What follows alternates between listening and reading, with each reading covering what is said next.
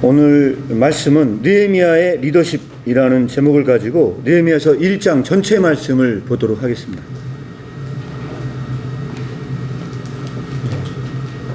느헤미야 1장 말씀 보도록 하겠습니다. 제가 먼저 읽겠습니다. 하갈의 아들 느헤미야의 말이라. 아닥사스다 왕 제20년 기스루월에 내가 수산궁에 있는데 사람과 함께 유다에서 내게 눌러주기로 내가 그 사로잡힘을 멸하고 남아있는 유다와 예루살렘 사람들의 형편을 물은즉 그들이 내게 이르되 사로잡힘을 면하고 남아있는 자들이 그 지방 거기에서 큰 환난을 당하고 능욕을 받으며 예루살렘 성은 허물어지고 성문들은 불탔다 하는지라. 내가 이 말을 듣고 앉아서 울고 수일 동안 슬퍼하며 하늘의 하나님 앞에 금식하며 기도하여 이르되 하늘의 하나님 여호와 크고 두려우신 하나님이여 주를 사랑하고 주의 계명을 지키는 자에게 언약을 지키시며 긍휼을 베푸시는 주여 간구하나이다. 이제 종이 주의 종들인 이스라엘 자손을 위하여 주야로 기도하오며 우리 이스라엘 자손이 주께 범죄한 죄들을 자복하오니 주는 귀를 기울이시며 눈을 여시사 종의 기도를 들으시옵소서. 나와 내 아버지의 집이 범죄하여 주를 향하여 크게 악을 행하여 주께서 주의 종 모세에게 명령하신 계명과 율례와 규례를 지키지 아니하였나이다. 옛적에 주께서 주의 종 모세에게 명령하여 이르시되 만일 너희가 범죄하면 내가 너희를 여러 나라 가운데 흩을 것이요 만일 내게로 돌아와 내 계명을 지켜 행하면 너의 쫓긴 자가 하늘 끝에 있을지라도 내가 거기서부터 그들을 모아 내 이름을 두려고 택한 곳에 돌아오게 하리라 하신 말씀을 이제 청하건대 기억하옵소서. 이들은 주께서 일찍이 큰 권능과 강한 손으로 구속하신 주의 종들이요 주의 백성이니라. 함께 읽겠습니다.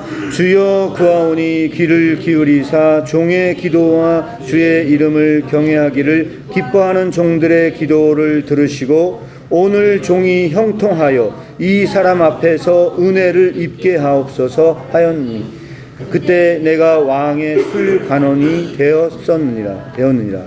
아멘. 예, 이 말씀을 가지고 오늘은 느헤미야의 리더십 이런 제목을 가지고 같이 말씀을 나누겠습니다. 잠깐 기도하겠습니다. 주님, 오늘 이렇게 느헤미야의 리더십이라는 제목으로 말씀을 나누고자 합니다. 우리가 느헤미야를 통해서 어떻게 사람을 양육하고 세워야 하는지 그 원리를 배울 수 있는 귀한 시간 되게 하여 주시옵소서. 여기 있는 모든 분들이 그렇게 주님의 사람을 세워나가는데 다 같이 동참하고 헌신하는 자리 되게 하여 주시옵소서. 예수님의 이름으로 기도합니다. 아멘. 예, 오늘 본문 말씀은 느헤미야 1장이고요. 느헤미야는 사실은 이미 이스라엘이 해외로 다 이제 팔려가고 남아 있는 유대인들이 이스라엘 땅에 있었고 나머지는 대부분 또 이렇게 바벨론에 의해서 포로로 잡혀갔던 시기를 말씀합니다. 그래서 느헤미야는 제가 봤을 때는 이미 그 포로된 사람들 중에서는요 최고로 성공한 사람인 것 같아요. 그래서 실제로 왕궁에서 술 따르는 관원장으로 산다? 야, 이거는 뭐 이 진짜 포로된 생활 중에서요 최고의 그런 자리고 또한 가만히 있으면 얼마든지 그냥 부귀영화를 누릴 수 있는 자리 같아요. 그럼에도 불구하고 이 느헤미야는요 오늘 이상한 행동을 합니다. 그래서 이 느헤미야의 이 행동 속에서 들어있는 그 리더십이 무엇인지 한번 보도록 하겠습니다. 그래서 오늘 여러분들과 처음으로 나누고자 하는 구절이 바로 느헤미야서 3절에서 4절인데요. 이 부분에 대한 거는 제가 그 자세한 그 역사적 배경이나 맥락보다는 가능하면 큰 의미만을 찾는 시간을 갖도록 할 예정입니다. 왜냐하면 제가 사실 그 캄보디아 갔다 오면서 그 뒤에 나온 내용이 좀 더 많아가지고요. 가능하면 그거 중심으로 해서 여러분들과 이야기를 나누도록 하겠습니다. 그래서 보니까 그들이 사로잡힘을 면하고 남아있는 자들이 그 지방에 거기에서 큰 환난을 당하고 능욕을 받았다. 자, 이것은 무슨 얘기입니까? 포로로 잡혀간 사람들 말고 실제로 그 사로잡히는 면하고 남아있는 자들은 포로로 안 잡혀가는 사람들 얘기하는 거예요. 그 지방에 거하는 사람들이 큰 환난을 당하고 능욕을 받았다. 그리고 예루살렘 성은 허물어지고 성문들은 불탔다. 이 소식을 느헤미야가 들은 거예요. 그 느헤미야는 제가 봤을 때 본인의 그런 영달과 그 명예만을 추구했던 사람이었다면요, 제가 볼 때 이런 소식 들어도 눈물 한 방울 흘리지 않았을 거예요. 아마 뭐 잘 먹고 잘 사는데 뭐 가서 굳이 뭐 힘든 일 하겠어? 할 텐데 내가 이 말을 들고 울었다. 수일 동안 슬퍼하면서 하늘의 하나님께 금식하며 기도했다. 자, 이것은 뭐냐? 느헤미야가요, 실제적으로 그가 그런 부귀영화를 원하지 않았다는 거예요. 그는 민족의 아픔을 자기 아픔으로 알고 눈물을 흘리며 기도했다. 이게 바로 첫 번째 우리가 배워야 할 느헤미야의 리더십입니다. 느헤미야는요, 얼마든지 그런 그 민족의 아픔, 그것을 그 역사 안에서 간직했던 자였다. 저는 이렇게 여러분들에게 말씀을 드리고 싶습니다. 그래서 저는 이 리더십, 느헤미야의 리더십에서 배울 수 있는 첫 번째를 한마디로 요약해라. 그럼 저는 이렇게 요약할 수 있을 것 같습니다. 첫째, 느헤미야는 역사의식이 있었다. 이러한 역사의식이 배제된 상태에서 민족의 지도자가 될 수 있냐? 저는 불가능하다고 생각합니다. 만약에 그런 사람들이 민족의 지도자가 되면 어떤 일이 벌어지냐 하는 거를요, 제가 이번에 캄보디아 갔다 오면서 배웠던 것 중에 하나 바로 이겁니다.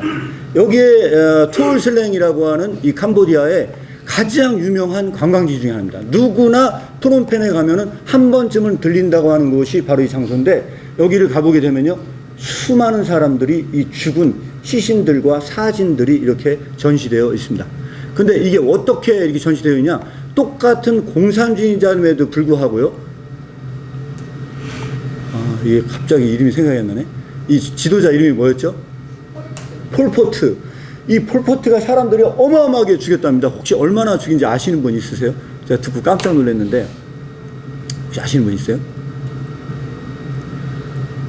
폴포트가요, 그 당시에 사는 캄보디아인의 4분의 1을 학살해서 죽였답니다.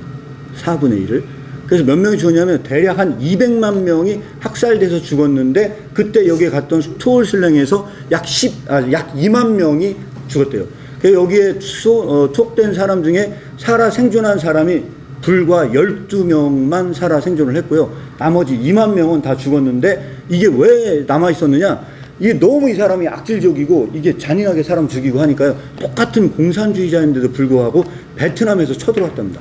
그래서 쳐들어왔는데 이 베트남을 이길 수가 없어가지고요, 다 이 도망을 가게 되는. 근데 이 역사가 언제쯤 이게 일어난 역사 같습니까? 이게 더 깜짝 놀란 게 최근의 역사, 이게 1975년 이후의 역사예요. 그래서 따지고 보면 광주 사태하고요, 불과 얼마 차이가 안 날 정도로 최근에 일어났던 이 캄보디아 사건입니다. 그래서 실제로 저런 해골들이나 이런 것들이 있었고요. 저 위에 제가 사진을 넣어둔 저 지도자가 바로 폴포트의 그 잔인한 폴포트의 그 얼굴입니다. 그래서 이렇게 제가 이야기를 나눌 수가 있었는데, 근데 더 비극적인 걸 제가 얘기를 들었어요. 자, 비극적인 얘기를 들었는데, 제가 이거는 뭐냐면요, 선교사님과 제가 마지막 날 금요일 날 제가 돌아오기 전에 선교사님 한 분을 소개시켜 줬는데, 그 선교사님이 저기 앉아 계신 그 친구 선교사님이래요. 근데 저 선교사님 이름은 제가 까먹었는데 지금. 하여튼 다 대단하신 분들이세요. 왜냐하면 미국에 13살에 미국에 가가지고요, 보잉사에서 근무를 했었대요. 잘 나가는 직장을 다 그만두고 이제 이 캄보디아에 헌신한 지 10년이 현재 지난 상황이고요. 그것도 선교사님 더 깜짝 놀라는 거 뭐냐면, 그 선교사님 푸놈펜에 사는데, 푸놈펜에서 2시간 정도 떨어진 정말 시골 구석으로 들어가야 하는 그곳에서 아이들을 위해서 가르치는 선교를 하신대요, 저분이. 그러면서 그 보잉사에 근무할 때 MBA를 하면서 박사과정을 끝냈대요.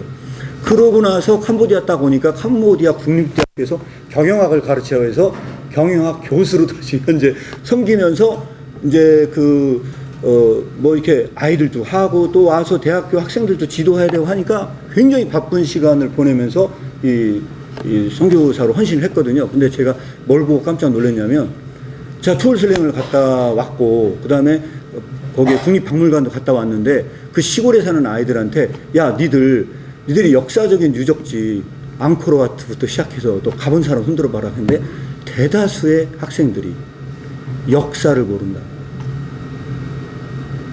심각한 것은 역사를 알지 못하는 민족. 일부러 그 지도자들이 역사를 가르치지 않는다.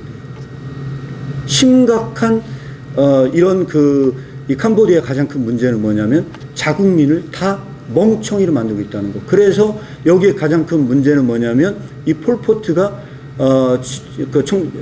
했던 정책 중에 하나가 뭐냐면요, 농업만 살리고 우리는 농사만 져도 먹고 살 수 있다. 그래서 농민을 제외한 모든 사람들을 다 죽이라고 명령을 내렸대요.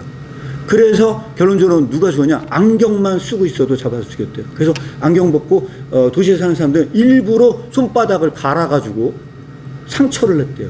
농사를 짓는 것처럼. 그래서 모든 인텔리부터 시작해서 지식인층은 전부 다 잡아 죽였기 때문에 실제로 이 캄보디아에는요, 어마어마한 그런 그 지식인 계층들이 전부 다 학살당해서 죽은 그런 슬픈 역사가 있는데, 우리나라 광주 민주화운동 같은 경우 얼마나 그 비극적인 그런 역사적인 겁니까? 근데 이 캄보디아의 그 비극에 비하면 아무것도 아니다.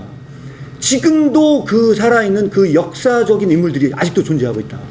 이런 그런 그 비극이 있다 보니까요, 이 민족적인 정서가 굉장히 우울한 부분이 많이 있습니다. 실제적으로 진짜 그런 우울한 부분이 있고요. 보시면 알겠지만 이 장소 자체가 우울한, 이 사람들의 있었는데, 그럼 장소가 왜 발견이 됐느냐? 아무도 이거에 대해서 함구하고 있었고 이걸 몰랐대요. 몰랐는데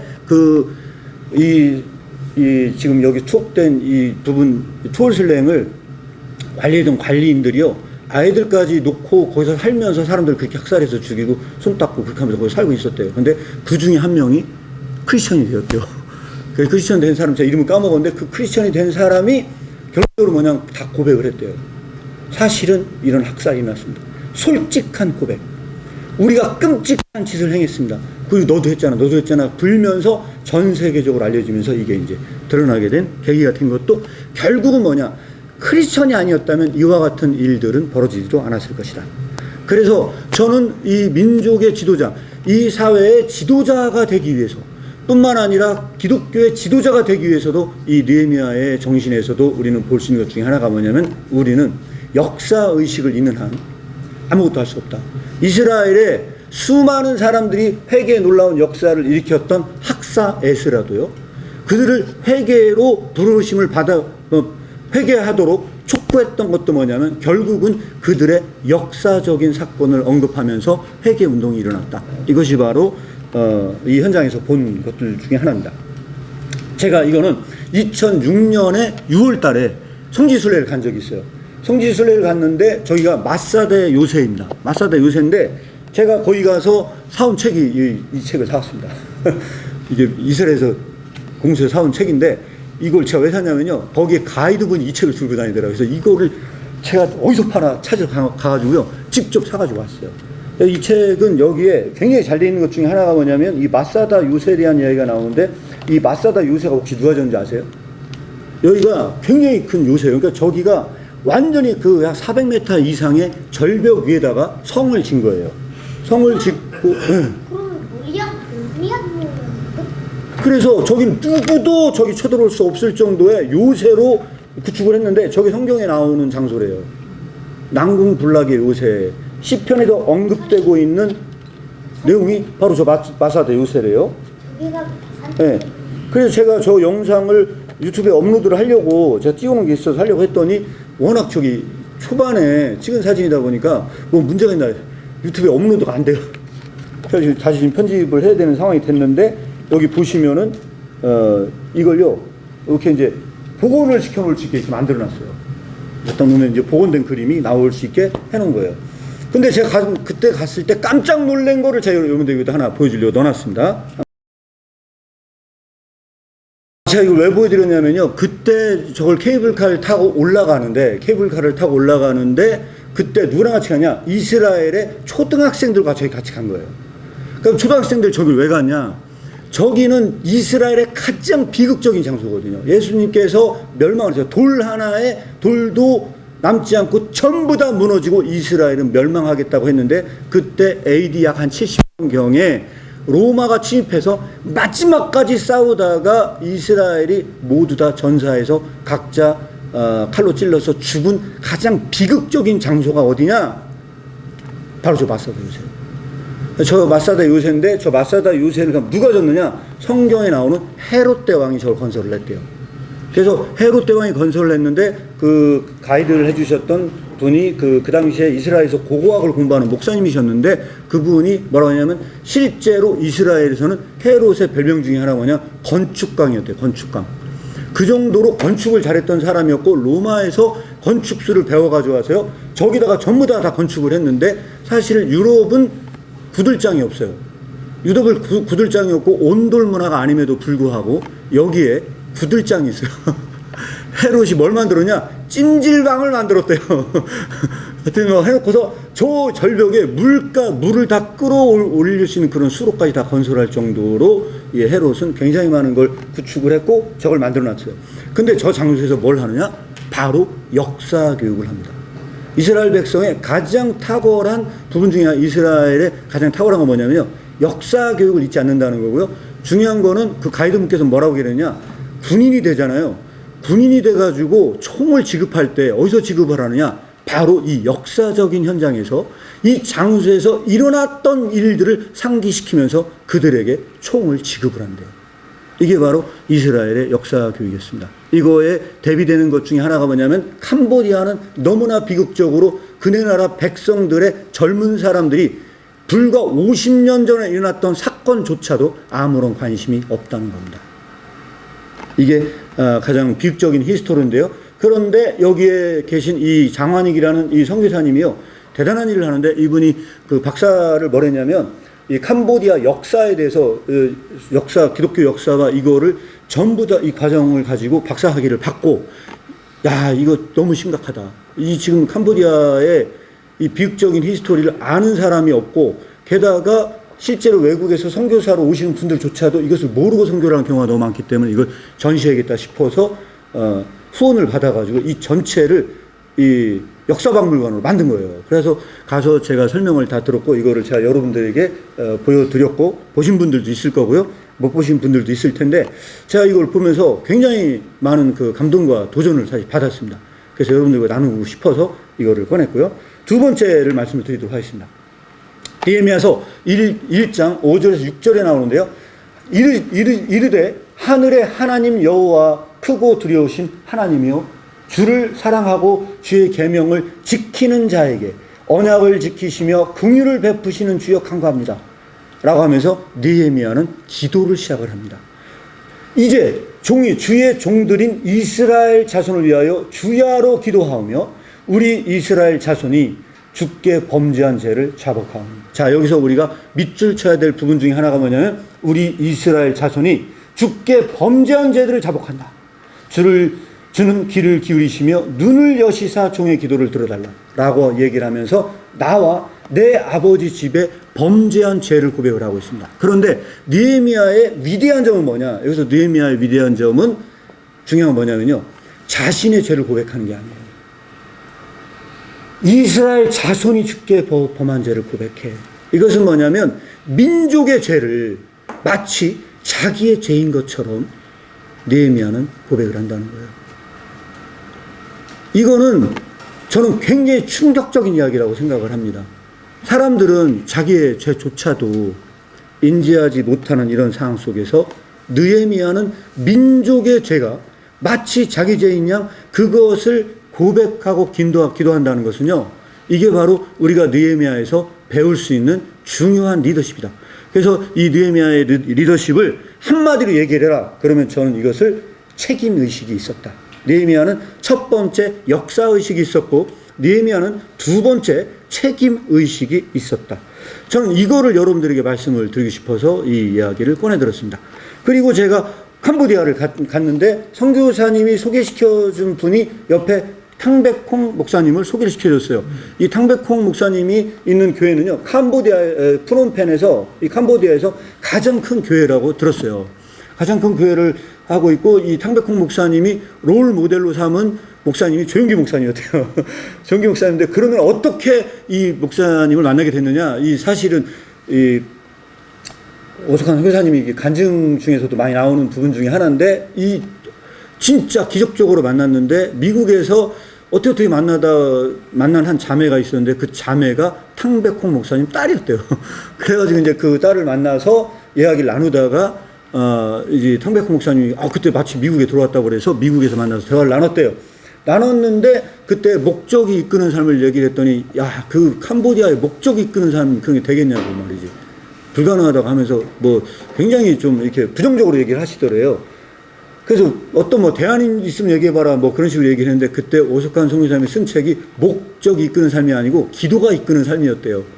근데 그 기도가 이끄는 삶의 그 대표적인 어떤 내용 중에 하나가 조용기 목사님의 그 기도를 소개도 하고 막 했었대요. 근데 그때 나의 롤 모델은 조용기 목사님이다라고 얘기를 하니까 이제 이 탕백훈 목사님이 깜짝 놀라면서 그럼 같이 캄보디아에 와서 사역을 하자 하고 연결이 되면서 이 탕백훈 목사님 교회에서 지금까지 지속적으로 매년마다 리더를 양성하는 그런 훈련을 지속을 해왔대요.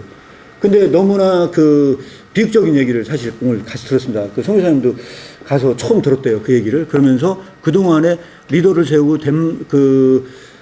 이 프롬펜에 있는 목사님들을 양성을 해서 교회를 세웠는데 그들 대다수가 세상길로 떠나고 양육이 안 됐다는 이야기를 하면서 다시 시작을 한다고 6명을 놓고 그때 뭐 몇백 명씩 놓고 했는데 그 사람들 싹 다 떠나고 다시 처음부터 한다는 그런 비극적인 얘기를 들었습니다.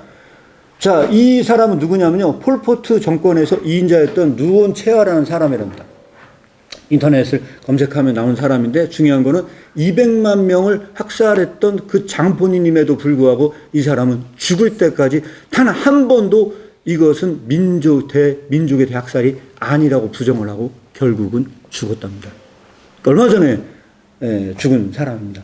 그리고 저 위에 있는 저 사진은요, 이 탕백훈 목사님의 형의 형 얘기인데 이 형 얘기는요, 이렇게 제가 별도로 약해서 넣었습니다. 네, 여기까지 관련 영상을 마무리했고요. 그래서 선교사님이 저 목사님도 만나기 굉장히 힘든 분이셨는데 저를 특별히 안내해 주려고 딱 연락하셔가지고 만나게 해주셨어요. 그래서 만나기 힘든 분을 만나게 해주셨는데 또 그 장로회 신학교 그 캄보디아에 그 한국 사람이 설립한 그 신학교가 있습니다.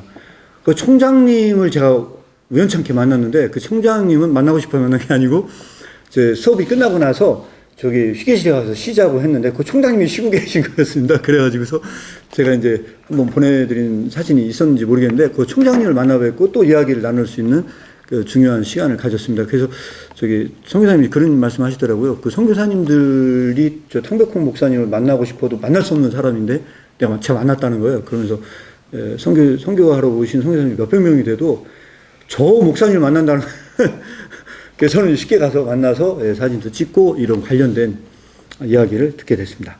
그래서 두 번째 여러분들에게 내리는 결론은 저는 이렇게 생각합니다. 리더란 책임의 짐을 지는 것이다. 그러니까 첫 번째 아까 말씀드렸다시피 느헤미야는 바로 이러한 역사의식이 있었고 두 번째는 이런 책임의 의식이 있었기 때문에 그는 민족의 죄가 마치 자기 죄인 양 그렇게 기도를 했다는 것이죠. 저는 그러한 이런 리더 중에 한 명을 제 한국의 역사에서도 저는 찾을 수 있다고 생각을 해서 제가 찾았습니다. 저는 그 사람을 윤동주를 저는 소개를 해드리고 싶습니다. 이 윤동주가 이 참회록이라는 시를 썼었습니다. 이 참회록이라는 시를 썼는데 이거를 역사적인 거를 제가 보니까 어떤 논문에 윤동주는 이게 뭐냐면요. 저기 뭐죠? 히라누마 도주라는 이름으로 1942년 1월 29일에 창씨개명을 한대요. 이 무렵에 쓴 시가 바로 참회록이라는 시인데 이 시는 창씨개명을 배경으로 해서 쓰여진 시랍니다. 그래서 윤동주가 창씨개명을 하기 5일 전에 이 시를 썼다. 그 당시에 창씨개명을 하지 않으면 민원서류도 제대로 받을 수 없고 유학도 갈 수 없었습니다. 아마도 윤동주가 그런 유학길에 오르고 싶은 그런 부분들이 있었기 때문에 그렇지 않았나. 그래서 이 참회록은 뭐라고 얘기하냐. 파란 녹이 낀 구리거울 속에 내 얼굴이 남아있는 것은 어느 왕조의 유물이기에 이다지도 욕될까. 이 사람 누구일까요? 본인 자기 자신에 대한 이야기입니다. 나는 나의 참회의 글을 한 줄에 줄이자 만 24년 1개월 무슨 기쁨을 바라 살아왔던가. 내일이나 모레나 그 어느 즐거운 날에 나는 또 한 줄의 참회록을 써야 한다. 그때 그 젊은 나이에 왜 그런 부끄러운 고백을 했던가. 밤이면 밤마다 나의 거울을 손바닥으로 발바닥으로 닦아보자. 그러면 어느 운석 밑으로 홀로 걸어가는 슬픈 사람의 뒷모양이 거울 속에 나타나온다. 라는 이 시를 썼습니다. 제가 이 시는 어디에다가 인용을 했냐면 아직 제가 출간하지 못했지만 말씀은 거울이다의 후속작으로 성경공부 교재를 만들고 있는데 이 성경공부 교재에다가 여기서 본 이 파란 녹이 낀 구리 거울이 말씀의 거울과 어떤 관련이 있는지 저는 이제 그거를 한번 설명을 해주고 싶어서 넣었습니다. 그런데 바로 이러한 내면의 거울을 들여다보고 자기를 성찰하는 이런 크리스천이었기 때문에 그는 사실은 독립운동가가 될 수 있었다. 그래서 그는 젊은 나이에 죽었지만 이러한 모든 것을 만든 것이 바로 뭐냐. 저는 이 기독교의 역사는요, 결론적으로 뭘 얘기를 하냐. 바로 하나님 앞에서 내가 어떤 책임 의식을 갖고 살아갈 것이냐. 이걸 끊임없이 묻게 하기 때문에 저는 이런 사람이 결국은 지도자가 되어야 된다. 이렇게 생각을 합니다. 그래서 두 가지를 제가 말씀을 드렸는데 첫 번째는 역사의식을 가지자. 두 번째는 이러한 민족의 정서 앞에서 우리가 책임의식을 지닌 자가 되자. 이렇게 제가 여러분들에게 말씀을 드리는 거고요. 마지막 하나 더 말씀을 드리겠습니다. 느헤미야 1장 8절 9절을 보면요. 옛적에 주께서 주의 종 모세에게 명령하여 이르시되 만일 너희가 범죄하면 내가 너희를 여러 나라 가운데 흩을 것이요. 만일 내게 돌아와 내 계명을 지켜 행하면 내게 쫓긴 자가 하늘 끝에 있을지라도 내가 거기서부터 그들을 모아 내 이름을 두려고 택한 곳에 돌아오게 하리라 하신 말씀을 이제 청하건대 기억하옵소서. 자, 이 기도는요 굉장히 중요한 기도입니다. 이 기도를 자세히 보면 뭘 알 수 있느냐. 느헤미야는요 이 기도 속에서 결국은 술 따르는 관원장으로 있는 것에 대해서 만족하지 못하고 있음을 우리는 알 수가 있습니다. 그럼 느헤미야는 무슨 계획을 세우고 있는 걸까요? 느헤미야는요 이 속에서 본인이 하고자 하는 계획이 어느 정도 암시적으로 드러나 있다고 봐요. 어떤 거냐? 지금 이스라엘 백성이 범죄해가지고 우리가 뿔뿔이 흩어져서 결국은 뭐냐면 저쪽 끝에 쫓겨나서 하늘 끝에 있다 할지라도 이것은 뭡니까? 지금 현재 이스라엘의 상황이에요. 그들이 다 쫓겨나서 저 먼 곳 이국 땅에서 살면서 완전히 버림받는 상태에서 쫓겨난 상태에 있을다 할지라도 내가 거기서부터 그들을 모으겠다. 내 이름을 두려고 택한 곳에 돌아오게 하리라. 약속하신 그 말씀을 이제 청하건대 기억하옵소서 라고 기도를 하고 있다는 것은 느헤미야는 의도가 나와 있습니다. 나는 지금 술 따로 여기 앉아있을 상황이 아니야. 나는 흩어져 있는 이스라엘 백성들을 모아서 다시 예루살렘을 재건하고 나는 그곳으로 갈 거야. 그는 평온하고 안전한 생활을 살 수 있음에도 불구하고 이 기도 끝에 그는 이 결단으로 그의 자리를 내팽개치고 목숨을 걸고 이것을 버리기 위한 준비 작업을 하고 있다는 것을 여러분들은 알고 있을 것입니다. 그래서 저는 여러분들에게 세 번째 느헤미야의 리더십에서 제시하고 싶은 것은 뭐냐면 셋째, 말씀을 의지하면서 기도하고 있다는 겁니다. 결국 느헤미야는 하나님의 약속에 근거해서 이 모든 것을 기억하고 이것을 실현시켜달라고 하는 것. 그래서 저는 여러분들에게 이 세상에서 가장 강력한 기도는 뭐냐라고 묻는다면요. 저는 무슨 방언기도 이런 거 예언기 이런 거 아니라고 생각해요. 뭐냐? 하나님의 말씀에 근거한 기도는 반드시 이루어진다.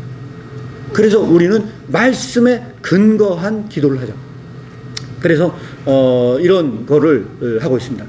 저는 결국은 가서 제가 이날 목요일날 굉장히 중요한 부분들을 같이 나누고 왔습니다. 여기에서 제가 이 기독교의 본질에 대해서 논했는데요. 왜 이걸 제가 가서 이야기를 했겠습니까? 우리가 가르치되 적어도 하나님의 말씀이 무엇인지 명확히 분별하고 그것을 가르쳐야 되지 않겠냐. 이것도 결국은 사실은 따지고 보면은 이 말씀에 근거한 삶을 살아내기 위한 방법 중에 하나가 아닌지. 그래서 저는 여기에 앉아 계신 여러분들께 권합니다. 말씀에 의존하는 기도를 하십시오. 그리고 여기에 이 말씀을 들은 모든 사람들은요, 저는 모두가 한 명도 빠짐없이 동참해야 될 일이 하나 있다고 생각을 해요. 그 동참해야 될 일이 뭐냐면요, 믿는 자로서 바로 느헤미야와 같은 사람이 첫 번째 제가 되는 겁니다. 여기 앉아 계신 모든 사람들이 느헤미야와 같은 사람이 되게 해달라고 하는 것이 저는 기도 제목이 되어야 된다. 믿는 자는 이러한 역사의식이 없이 진짜 크리스천이 될 수 있냐? 저는 이걸 기억해야 된다고 생각을 합니다. 내가 어떻게 크리스천이 됐는가? 그 수많은 역사 안에서 나는 어떤 위치를 차지하고 있는가? 이거를 놓고 기도하지 않는데 어떻게 진짜 크리스천 되겠습니까? 그래서 저는 이 첫 번째 말씀을 드리는 거고요. 그렇게 했을 때 하나님께서 우리가 해야 될 사명과 과제를 부여합니다. 그 과제 속에서 우리에게 뭐가 분명해지냐? 내가 해야 될 일이 무엇인지 그 책임의식이 분명해진다. 그리고 그것을 실행하기 위해서 우리가 의존해야 될 것은 딱 하나밖에 없다. 그것은 말씀밖에 없다. 그래서 제가 옛날에 그 교육 목회론 시간에 배운 게 있습니다. 예수님의 3대 사역이 있대요. 혹시 뭔지 아십니까? 예수님의 3대 사역, 티칭, 프리칭, 힐링이래요. 자, 선포하고 가르치시면서 고쳤대요. 예수님께서는 무엇을 가지고 선포하시고 가르치면서 고쳤을까요? 무엇으로 그렇게 했을까요? 티칭, 프리칭, 힐링을 했는데 무엇을 가지고 티칭을 했고 프리칭을 하고 힐링을 했을까요? 딱 하나입니다. 말씀으로. 말씀으로 그걸 했습니다. 말씀으로. 우리가 말씀으로 기도하지 않는 한 이런 역사는 일어날 수 없다. 두 번째, 우리가 말씀으로 티칭하지 않는데, 우리가 말씀으로 힐링을 하지 않는데 어떻게 힐링이 일어나겠습니까? 그래서 우리의 모든 것은 말씀을 통해 먹이고 말씀으로 가르치고 우리는 말씀으로 지도를 합니다. 그래서 이 말씀이 말씀 앞에 서지 않는 한 저는 진정한 크리스천이 될 수 없다. 그래서 하나님 앞에 선다는 걸 더 구체화시키면 뭐 앞에 서는 거냐? 우리는 말씀 앞에 서는 것이다. 이 말씀 앞에 서도록 우리 자신을 말씀 앞에 더욱더 설 수 있도록 하는 것이 첫 번째 우리의 과제가 되어야 된다. 저는 그렇게 생각을 하고요. 두 번째는 뭐냐? 우리의 다가올 세대들이 바로 이 느헤미야의 리더십을 배울 수 있게, 그래서 그들이 그것을 배울 수 있도록 우리가 안내하지 않는 한 우리는 직무유기를 하고 있는 것이다. 여기 앉아 계신 모든 사람들이 적어도 크리스천이라고 한다면 저는 그것이 뭐냐? 영적으로 자녀를 낳는 거라고 생각을 합니다. 육신의 자녀를 낳는 게 아니고 우리가 영의 자녀를 낳는다. 이 영적인 자녀를 낳는 것이 우리의 가장 중요한 핵심적인 과제가 되어야 된다. 너희는 가서 모든 족속으로 제자를 삼아 그랬거든요. 너희는 가서 모든 족속으로 제자를 삼아 라고 나와 있어요. 그런데 원어로는 포리센테스 헤마스 메사튜사테 라고 되어 있거든요. 여러분 우리나라 말로는 그렇게밖에 표현이 안 되지만은 이 헬라어 원어로 보면요, 지상 명령의 과제는 명령어가 딱 한 개로만 되어 있어요. 나머지는 다 분사 구문의 형태로 되어 있어요. 포리센테스, 이 센테스란 말은 다 분사 구문 형태거든요. 메스타튜사테, 뒤에 사테로 끝나는 게 명령형이거든요. 메사튜사테, 마세테스가 제자라는 명사형의 마세테스가 제자라는 뜻입니다. 그럼 메사튜사테는 뭘까요? 제자 삼으라. 나머지는 가르쳐서 지키에 침례를 주고 뭐 가르치다, 이 모든 것은 다 분사 구문의 형태다. 그렇다면은 이 주님께서 명령하신 마지막 지상 명령의 과제는 뭡니까? 제자 삼으라는 게 명령의 과제예요. 이게 바로 우리가 해야 될 일이다. 이 해야 될 일을, 이 명령을 무시하지 않는 한 우리는 이 과제를 직무유기한 것이다. 이 직무유기한 끝에는 뭐가 있냐? 저는 그런 삶에는 가장 큰 문제가 하나 있다고 생각해요. 그게 뭐냐? 저는 이것의 가장 큰 문제는 허무입니다. 허무. 인생에서 왜 살아야 되는지 알 수 없는 허무. 그래서 뭐냐면 삶이 아무 의미 없이, 내 삶이 아무 의미 없이 다 흘러가는 것만 같다라고 생각이 든다면 내가 이 과제에 직무유기를 한 것은 아닌지 여러분들이 깊이 있게 한번 고민해 보시기 바랍니다. 제가 이 말씀을 드린 이유는 뭐냐면 아까 그 보잉사에서 근무하셨던 분이 여기 와서 정말 엄청나게 많은 고생을 했대요, 그동안에. 근데 여기를 선교지를 간다고 했을 때 끝까지 안 간다고 버틴 사람이 누구냐면 사모님이었대요. 사모님이 자기 절대 안 간다고, 그런 데는 갈 필요 없다고. 그래서 그렇게 했는데 자기는 진짜 미국에서 근무하면서 사는 삶이요, 굉장히 힘들었대요. 내가 이렇게 살아서 어떤 결론에 날지, 정말 너무너무 경제적으로 힘든 게 아니고 정신적으로 굉장히 힘들었답니다. 그래서 하나님 앞에 기도를 하는데 하나님께서 그런 선교의 비전을 줬는데 아내가 그걸 맡고 있는 거예요. 그래가지고 기도를 했는데 그 당시에 이제 그 교회에 한 선교사님이 오셔가지고 이제 이제 부흥회를 연 거예요. 근데 부흥회 열기 전까지 그렇게 하면서 그 아내와 갈등이 있었는데 어느 하나님께서 기도를 하는데 주시더래요.